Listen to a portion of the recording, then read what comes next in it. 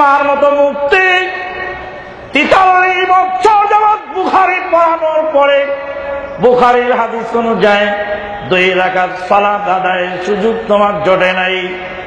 জর্দা খাওয়া হারাম, সেই হারাম ছাড়ার সুযোগ তোমার জোটে না। সিলেটে গেছিলাম ওয়াজ করতে। কোথায় গেছিলাম? সিলেট। সিলেটে ওয়াজ করতে গিয়ে জর্দা হারাম বলছি, 12 জন মুফতি আমারে ঘিরে ফেলছে। আমাদের এক উস্তাদ ছিলেন, উনিও জর্দা খেতেন। উস্তাদ খুব রেগে গেলেন, বলে তুই ঠেলা সামলা, তোরে মানা করি ফতুয়াবাজি কম কর, তুই শুনিস না, তুই ঠেলা সামলা। ঠেলা তো আমি সামলাবো, যে ঠেলা দিতে জানে সে সামলাতেও জানে। তাই মুফতিরা আসলো, কয় যে জর্দা খাওয়া হারাম তুই প্রমাণ করবি কোরআন থেকে। আল্লাহর কোরআন ছাড়া, রাসূলের হাদিস ছাড়া হারাম হালাল নির্ণয় করার অধিকার কারো নয়। জর্দা কি কোরআন আছে? আল্লাহ কি কোরআনে কইছে জর্দা হারাম? রাসূল কি হাদিসে বলছে জর্দা হারাম? বলেননি। 12 জন মুফতি ঠেলায়। জনগণ কয়েকবার মাদানি পড়ছে বিপদে, বলে তুই থাম, সবুর কর। বললাম মুফতি সাহেব, আমি তো জানি না কিছু, তালেব ইলম মানুষ, আপনারা তো বড় মুফতি মানুষ। আচ্ছা, হিরোইনটা কি হালাল না হারাম?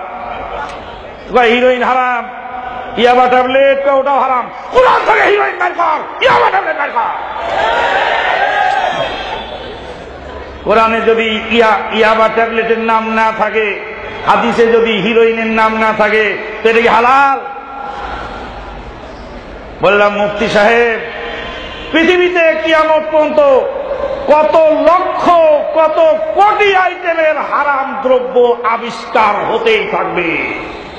আল্লাহ যদি দুনিয়ায় যত হারাম দ্রব্য আছে, সমস্ত হারাম দ্রব্যের নাম যদি কোরআনে উল্লেখ করে যদি বলতেন হিরোইন হারাম, জর্দা হারাম, সিগারেট হারাম, বিড়ি হারাম, ইয়াবা ট্যাবলেট হারাম, এরকম লক্ষ কোটি আইটেমের নাম যদি কোরআনে লিস্টেড করে কোরআনে যদি আল্লাহ নাযিল করতেন, তাহলে কোরআন হতো 16 উটের বোঝা।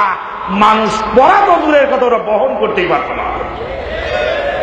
তাই 1400 বছর পূর্বে নবী মুহাম্মদুর রাসূলুল্লাহ সাল্লাল্লাহু আলাইহি ওয়াসাল্লাম মাত্র 2টি শব্দ বলে গেছেন, লা যারারা ওয়ালা যিরারা।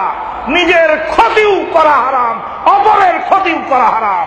যেই সব কাজে নিজের ক্ষতি হয় সেটাও হারাম, যেই কাজে অপরের ক্ষতি হয় সেটাও হারাম। কিয়ামত পর্যন্ত যত ক্ষতিকারক দ্রব্য আছে, সব ক্ষতিকারক, 1 কোটি আইটেমের ক্ষতিকারক দ্রব্য যদি কিয়ামতের আগে আবিষ্কার হয়, 1 কোটি আইটেমের ক্ষতিকারক দ্রব্য হারাম। কয় কথার ভিতরে? 2 কথার ভিতরে, লা যারারা ওয়ালা যিরারা। এখন দেখা গেল যে মুফতি সাহেব ওই এক ব্যবসা নিয়ে ব্যস্ত, ওয়াজের ব্যাপারী। আর এক শ্রেণী আছে কি, ওয়াজের ব্যাপারী। 50,000 টাকা না হলে ডায়েরিতে কলম ধরেন না, এনারা হলেন ওয়াজের ব্যাপারী। আর একদল আছে তাবিজের ব্যাপারী, আর একদল আছে শিরক বেদাতের ব্যাপারী, আর একদল আছে ফতুয়ার ব্যাপারী। এই ব্যাপারী দিয়ে যখন কাজ হচ্ছে না, এরা হলো বিজনেসম্যান।